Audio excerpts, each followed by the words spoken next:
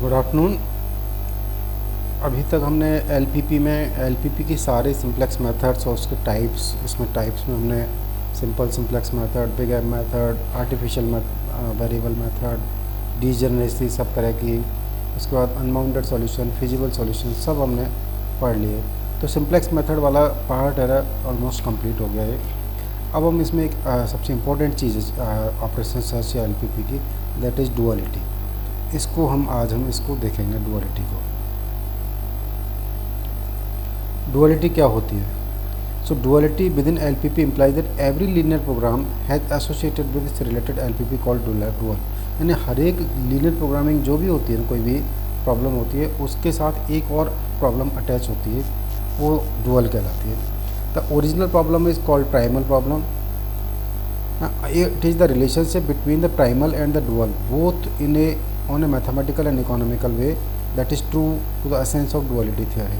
Means आपके पास कोई भी प्रॉब्लम है, ऐसे maxim Z equal to A X equal to B है, और ये आपके पास जेड ऑब्जेक्ट फंक्शन है, और कोई भी इसके साथ 2-3 कंस्टेंट्स हैं, तो हमने इसकी एक करस्पॉन्डिंग डुअल प्रॉब्लम निकाली, हमने रिवर्स करके प्रॉब्लम निकाल दी, ये ट्रांसपोज करके हम प्रॉब्लम निकाल दी, that is called duality dual problem.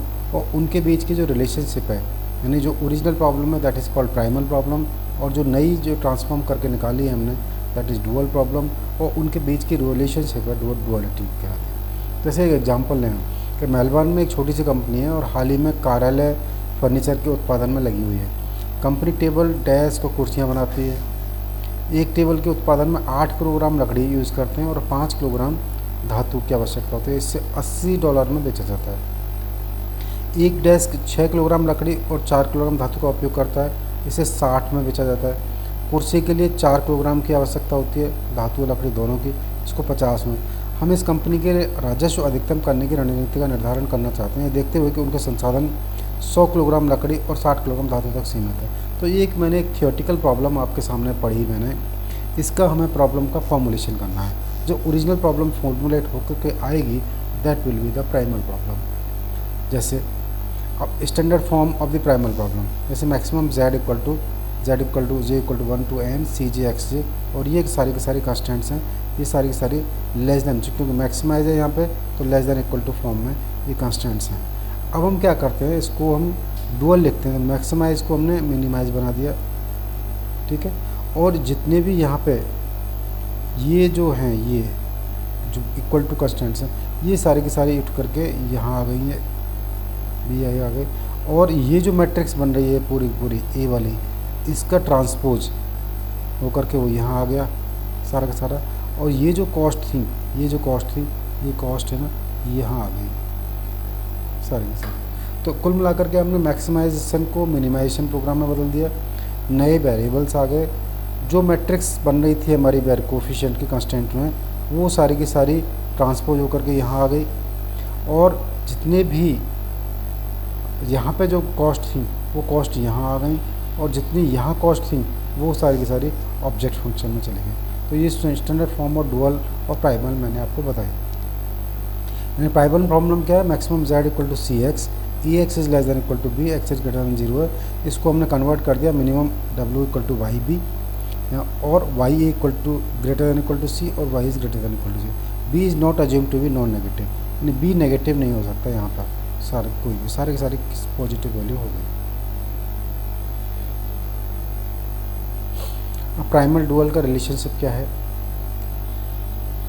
ये मैंने आपको बताया यहाँ पे कि यहाँ पे x1 greater than equal to 0, x2 greater than 0, ये इनके साथ कांस्टेंट्स हैं, c1 c2 है, ये b1 b2 है। बस इसको हम ट्रांसपोज ले देते हैं, ट्रांसपोज यानी एक बार ले लेते हैं हम, ट्रांसपोज ले लेते हैं। एक एग्जांपल देखें हम, maximum z equal to 4x1 plus 10x2 minus 9x3 5x1 minus, तो ये एक एग्जांपल हमने मैक्सिमाइजेशन प्रॉब्लम ली, इसमें हमने 4 कांस्टेंट ले ली और 3 वेरिएबल ले लिए x1 x2 x3, और चारों के सारों स्टैंडर्ड फॉर्म में, यानी मैक्सिमाइजेशन के साथ में लेस देन और इक्वल टू कांस्टेंट्स हैं। अब इसकी डुअल लिखेंगे तो 5 माइनस 18 5, तो 5 माइनस 18 5, इसका हमने यहाँ पे वो उसकी फॉर्म में लिख ली, यहाँ पे z की वैल्यू लिख दी हमने, यहाँ पे w की वैल्यू लिख दी यहाँ पे, और ये सारे के सारे वेरिएबल्स लिख दें। तो जेड इक्वल टू में बन गई यहाँ पे 15/1, यानी कि हमारे पास ये जो आए थे ये सारे के सारे तो ऑब्जेक्ट फंक्शन में चले गए यहाँ पे, और ये जो थे वो नीचे आ गए सारे के सारे, और इसका ट्रांसपोज हो गया 15/1 प्लस 8/2 प्लस 10/3 इक्वल प्लस 5/4 और 5/1 minus 8/2 plus 12/3 plus 2/4 minus 18/1 plus 12/2। ये तो ये हमारे पास इसकी डुअल प्रॉब्लम बन गई। तो summation of D I X I equal to E, तो के D I X I is less than equal to E, I equal to 1 to k, I equal to 1 to k, ये less than equal to form है, ये greater than equal to form है, less than equal to form ये standard form है इसकी, ये भी standard form है, greater than equal to standard form बदला। तो हमने हमारे पास यदि ये वाली चीज़ है तो इस greater than equal less than equal to को हमने यहाँ पे दोनों साइड में माइनस लगा दिया, ग्रेटर देन इक्वल टू को लेस देन इक्वल टू में कन्वर्ट करने के लिए। यहाँ पे देखिए प्राइमल प्रॉब्लम में ऑप्टिमाइजेशन मैक्सिमम है, यहाँ पे ऑप्टिमाइजेशन मिनिमम होगा। Constant less than equal to form में या इक्वल टू फॉर्म में, तो यहाँ पे variables Y I greater than equal to form में आ जाएगा और वाई आई डिफाइन हो जाएंगे। और यहाँ पे वेरिएबल जे है यदि greater than equal to 0 form में और सारे के सारे पॉजिटिव हैं, तो ये हमारे पास ग्रेटर देन इक्वल टू 0 ही फॉर्म रहेगी यहाँ पर। So in LP models scarce resources are allocated, so they should be valued. Whenever we solve an LP problem, we solve two problems, the primal resource allocation problem or dual resource allocation problem. In the primal resource problem has n variables and m constants. The dual resource problem will have m variables, यानी कि यहाँ पे जो constant थी वो variables बन गए और जो variables थे वो constant बन गए। ये primal problem है।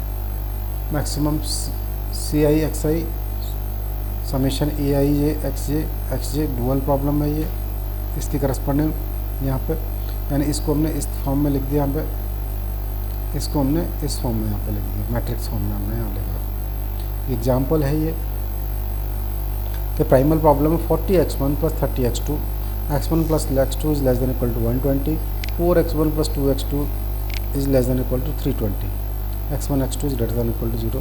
अब ये जो 120 और 320 है ये यहाँ आ गए, यहाँ दोनों के दोनों आ गए।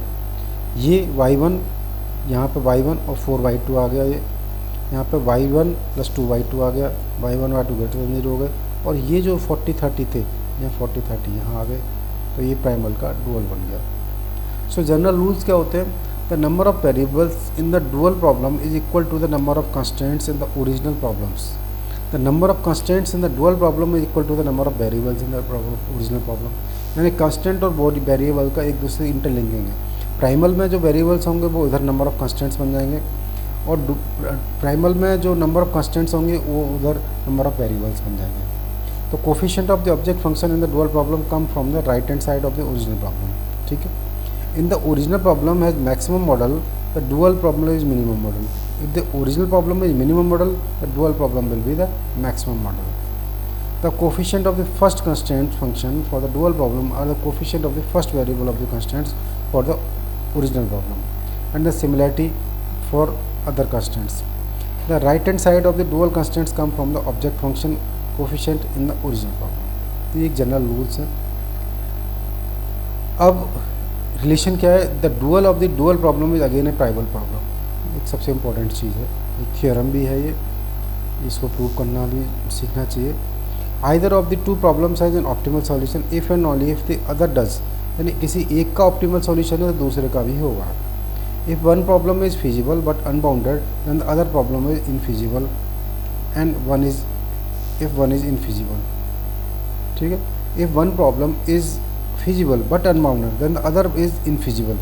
If one is infeasible then the other is either infeasible or feasible unbounded। यानी कि हमारे पास एक प्रॉब्लम, हमारे पास primal problem in case feasible है बट अनबाउंडेड है, तो जो इसकी डुअल प्रॉब्लम होगी वो इनफिजिबल होगी। प्राइमल प्रॉब्लम इनफिजिबल है तो डुअल प्रॉब्लम इसकी फिजिबल हो सकती है पर अनबाउंडेड हो सकती है। अब वीक डुअलिटी थ्योरम क्या है? The objective function value of the primal to be maximized evaluated at any primal feasible solution cannot be exceeded the dual objective function value evaluated at a dual feasible solution. यानी C T X is always greater than equal to B T Y in the standard form. Strong duality theorem क्या है? When there is an optimal solution the optimal object value of the primal is the same as the primal object optimal subjective value of the dual. यानी C T X star equal to B T star B T Y star. This is the strong duality theorem. हमेशा ये होगा. Otherwise week duality form में ये greater than equal to होता है. यानी primal के केस में C T X is always greater than equal to B T Y then weak duality theorem. और यदि स्ट्रिक्टली बराबर है तो स्ट्रॉन्ग डुअलिटी थ्योरम. तो फंडामेंटल थ्योरम ऑफ डुअलिटी क्या है? If the primal problem is optimal solution then so as the dual यानी Z P equal to. If the primal problem is unbounded then the dual is infeasible. If the primal problem is इनफीजिबल then the dual is either infeasible और unbounded. अब एक और theorem है theorem of complementary slackness. ये theorem of complementary slackness है. Consider the following primal problem. हमने एक problem ली Z P equal to C T X X is greater than equal to zero S is greater than equal E X equal to V. इसका duality बन जाएगी ये वाली. ठीक है. A T Y minus T equal to c. For optimal solution complementary slackness का states that y i s i equal to zero t j x equal to zero complementary slackness पर. For feasible solution of the primal and the dual we have c i equal to 1 to n. तो z P equal to C T x y t a minus t t x equal to y t into b minus x minus t t x यानी transpose of t x z t ये हो गया. तो for an optimal solution of the primal and dual z P equal to z g so y t s plus t x equal to zero. ये दोनों बराबर हो. Since negative variables are non negative this implies y i s i equal to zero to और i equal to 1 to m t j x j equal to zero J equal to 1 to n. तो ये हमारे पास theorem prove हो गई. तो ये weak duality theorem fundamental theorem. अब इससे आगे का मैं आगे की प्रॉब्लम्स आगे लेंगे. ठीक है. Thank you. इससे रिलेटेड कोई भी प्रॉब्लम हो आप मुझे बता दीजिए.